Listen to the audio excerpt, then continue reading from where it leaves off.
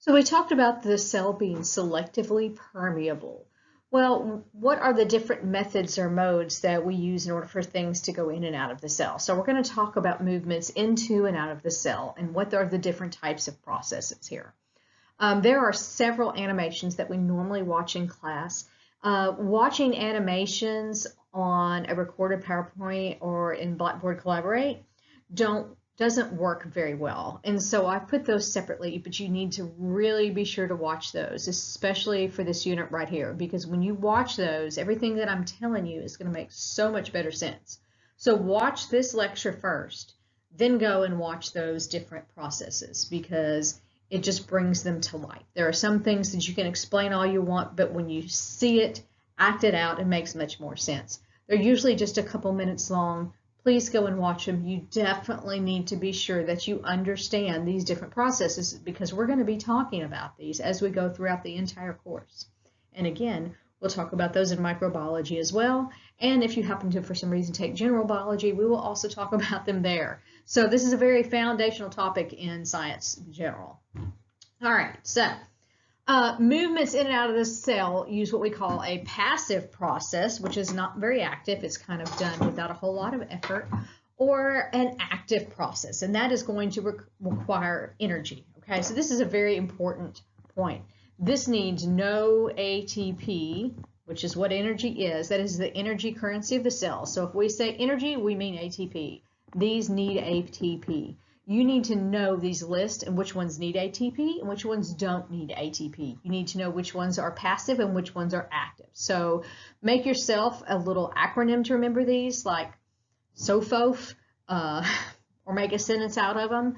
Making sentences, making those mnemonic devices really help you to learn what you need to learn for a memorized list. It's a good memory tool, so that's a really important study skill. Okay, so you can make a silly sentence with the beginning of the letters here: S, F, O, F, A, E, E, T. Put them in a different order. Make a word out of them.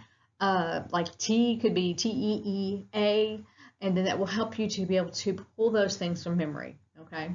All right. So for passive processes, we have simple diffusion, facilitated diffusion, osmosis, and filtration. And then our active processes, we have active transport, endocytosis, exocytosis, and transcytosis, which are all basically the same thing, just one is going in, one is going out, one is going across. Okay, so we're going to look at those different things there. So simple diffusion is a passive movement, as we've already said. It's a movement of molecules. It's moving a substance from a high concentration to a low concentration. So this is important. You're going from high, my pen's not working too great today, to low. That is important. Okay, so I want you to think about this. If you are pushing a car downhill, does that take very much energy? Not really, right? Because if you push it, once it goes down the hill, then gravity is going to take over and it's just going to go. So these passive processes tend to be high to low. The active processes are low to high, because if you are pushing a car up a hill, you are going to need energy and you're going to be very active to do so. Okay. And so that's one way you can think about this. If you're going from high to low, then it's probably going to be a passive process. All right. So, and we're talking about concentration. So we're looking at particles here. We've got red, which is a solute, and water, which is blue. So red is kind of dissolved in there. And so we're going to go from a high to low concentration, and we're not going to require any energy. It's going to do so without any extra effort. It's just going to kind of occur on its own. It's going to be what we call spontaneous. So if the concentration of the solute in the water on one side of the membrane is higher than on the other. So here in number one, maybe if I try a different shade. So here in number one, we have a high concentration of red solute on the left and a low concentration of red solute on the right. So the solute is going to tend to want to go from high to low until it reaches equilibrium, until it is balanced out. So it is going to just naturally diffuse across, and here this green thing is what we call a permeable membrane. That could be something like dialysis tubing. It's something that is going to allow small particles to go through.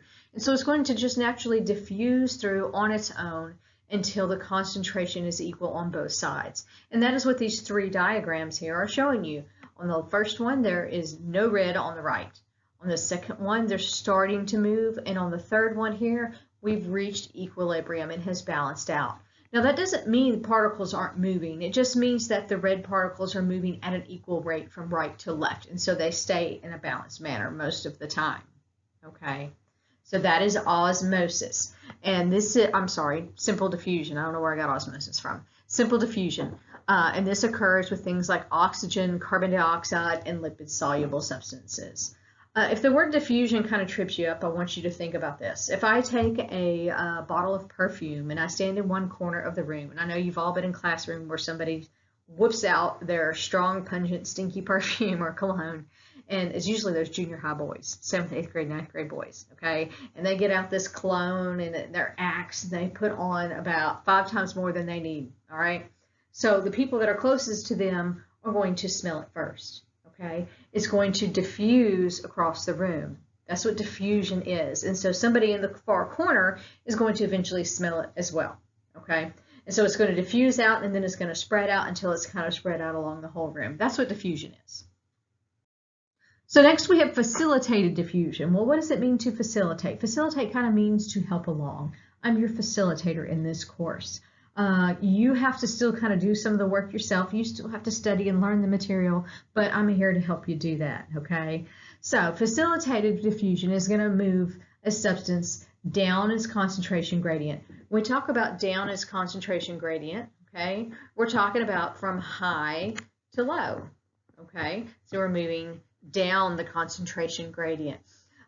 It's going to have, though, the help of a carrier protein. So maybe for some reason it has this odd shape, okay? And this is kind of simplifying this on geometric terms, not really molecular, but if you had an odd shape as opposed to something that's round, you're not going to go down that hill very easily, right? That's going to slow it down. So this is going to be like, say I took that thing with an odd shape and I stuck it in a wagon. Well, then it's going to roll right down the hill. Okay, so that is kind of what this is like, except this time we're going to use these little special carrier proteins here.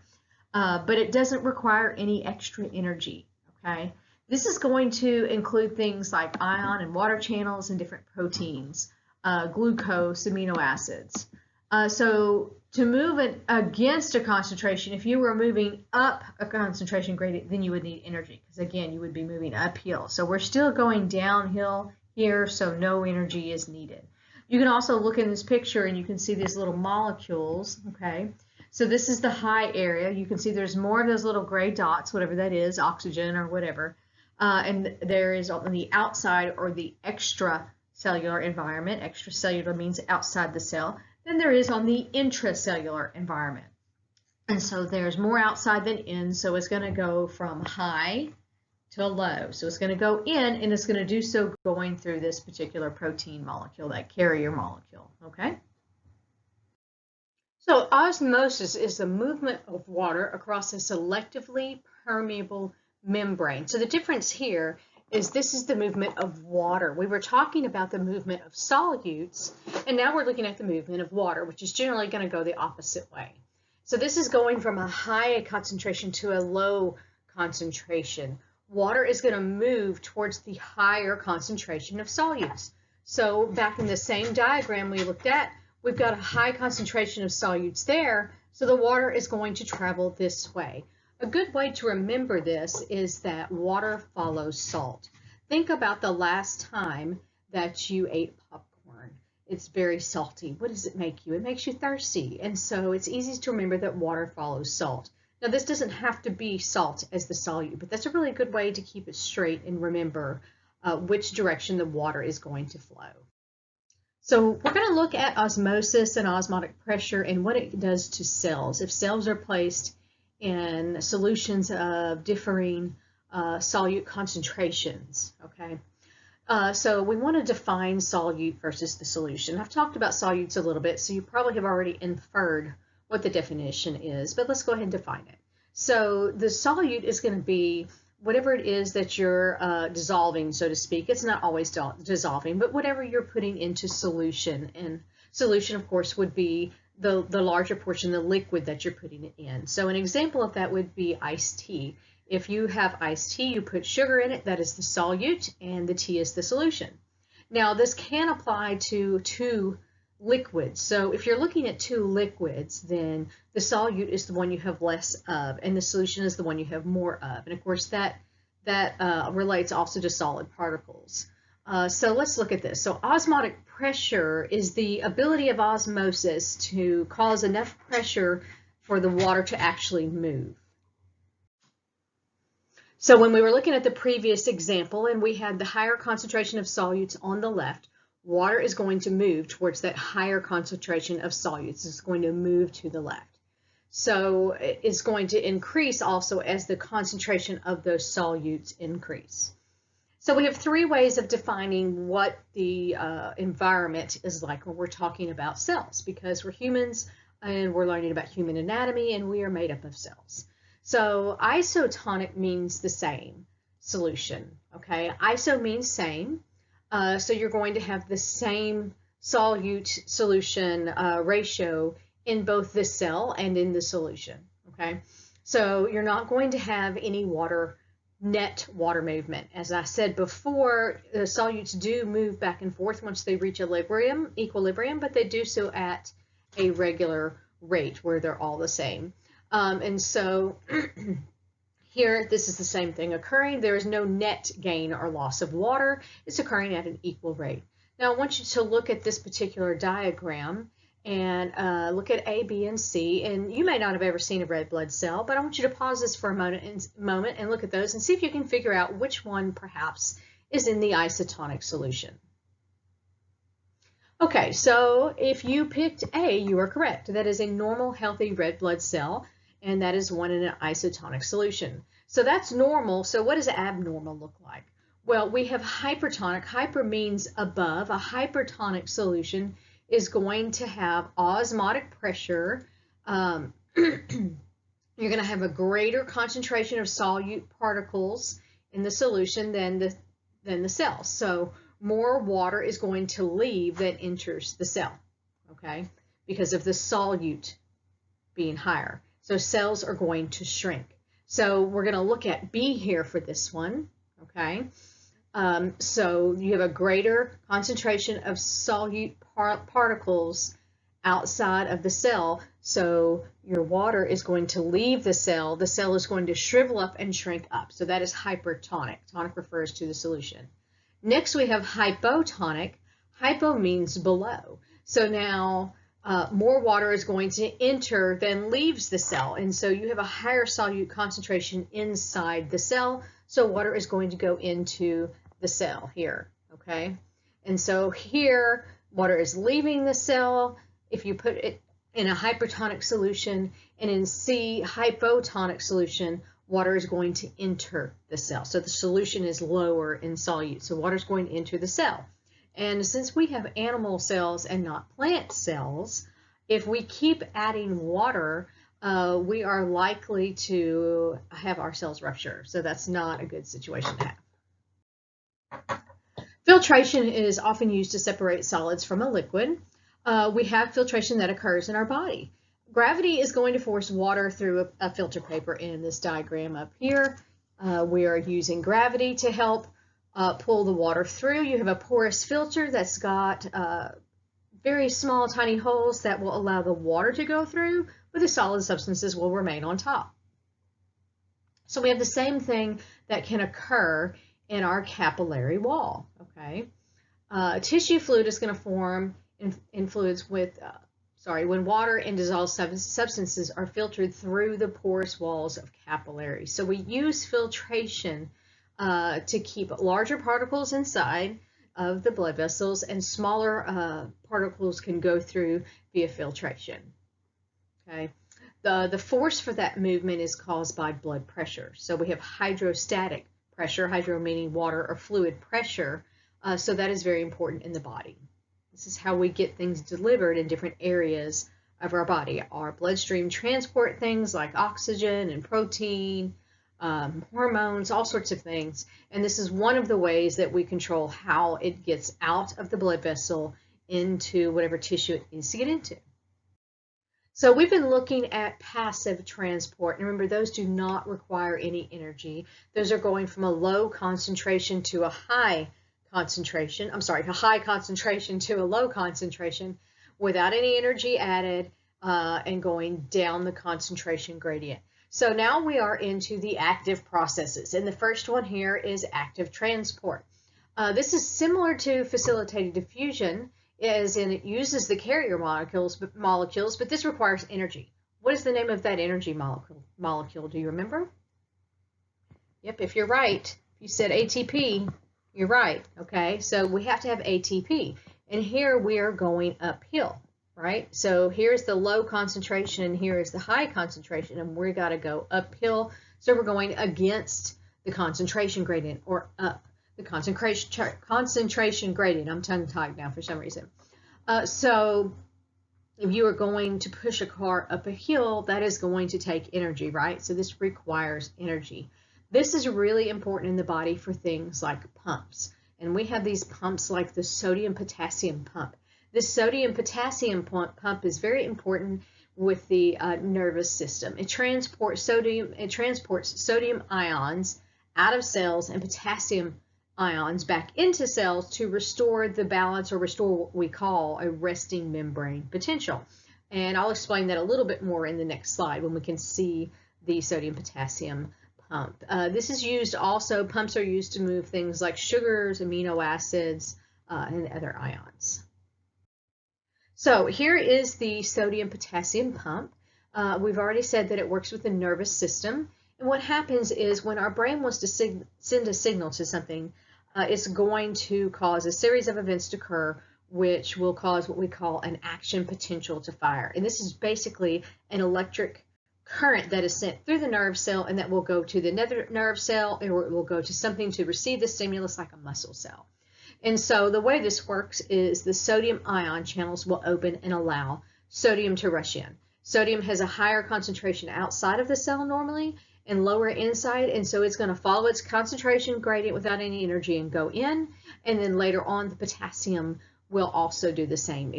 The gates will open, except it's going to move out of the cell because its concentration gradient is the opposite way. And it does that through passive processes, okay?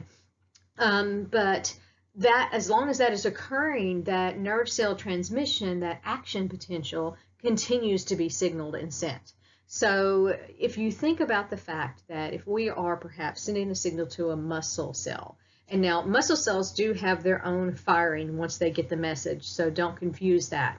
But if you're just sending that message and you keep sending the message to contract, your muscle is going to continually contract. So you need a way to be able to shut that off. And the way that is done is by restoring that balance of ions to where the concentrations are high sodium outside, high potassium inside, is you have to have a way to send them back across their concentration gradient. And this is going to be an active transport because we're going the wrong way. We're going against the concentration gradient. And so the potassium pump sends these out. It sends 3 sodiums out and 2 potassiums back in order to restore that balance and let the nerve signal transmission stop and end, so that you're not constantly sending nerve transmissions. Another example of something like that where the signal is, sometimes it's interrupted, but continuing firing, is things like Parkinson's disease, where you see muscles trembling and shaking. Okay, so we need a way to control that transmission, and restoring that balance is one of the ways that we do that. Okay, I left this slide here because I wanted to remember to tell you to be sure that you watch all of these animations. Animations don't work very well when I'm recording PowerPoints. You tend to get double sound and other things, especially when I use Collaborate. Might work okay in recorded PowerPoint like this one, but I also thought it would also help make the video sections a little smaller, which generally works better for online. And so what I want you to do is watch this lecture all the way through, then go back and look at the individual animations. These animations are particularly very, very helpful because I can explain it all I want, but when you look at what's actually physically happening, it makes so much more sense. So much more sense. So be sure and watch these, and I would watch them more than once, okay? Pay attention to these. You might see these on a test question, by the way, too. So you really want to understand how these things work. We've got several types of processes that move substances across the cell membrane. Endocytosis is one of these. This is where a vesicle is going to form from a section of the cell membrane of the cell and then engulf a substance to take the substance into the cell.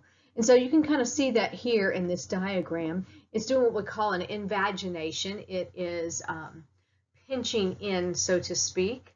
And they don't show a substance here, but there would be a substance here that it is taking in, and so it would take this into the cell and do something with it, okay? So there are three forms of endocytosis. We've got pinocytosis. Pino means drinking, cytosis cell, or cytocell, and osis is the process of doing something. So this literally means cell drinking. So this is going to be substances that are mostly made of water. One way to help you remember which this is there is some type of wine, Pinot Noir or Pinot Grigio. If you drink wine and you know those, that may help you remember that Pinot means drinking. Okay.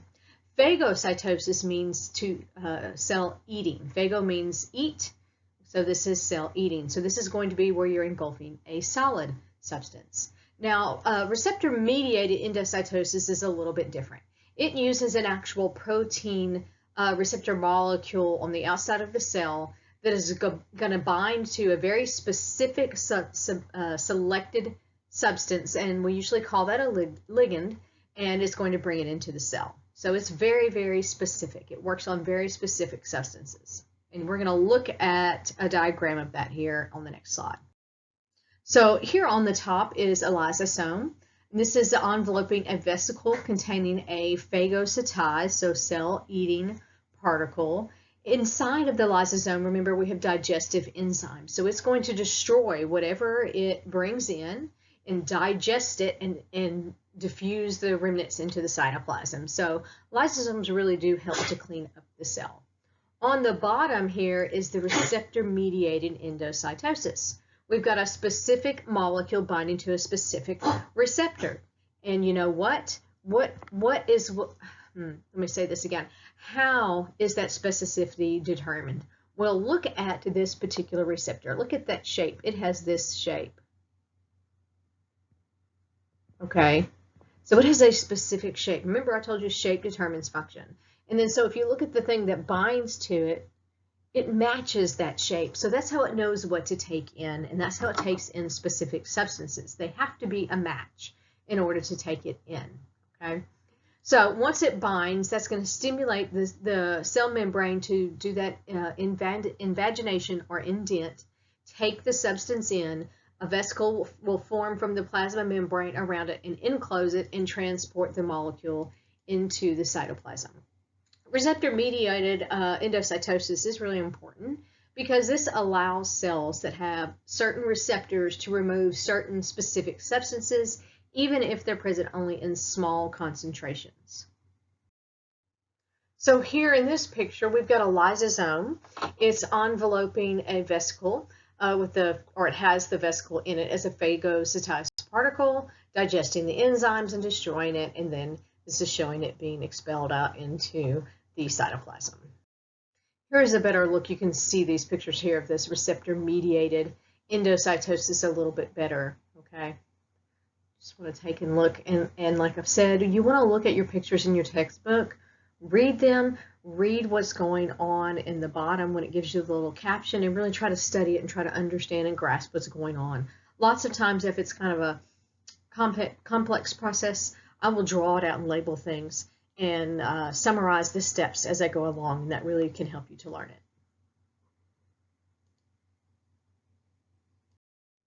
Exocytosis is the exact opposite of endocytosis.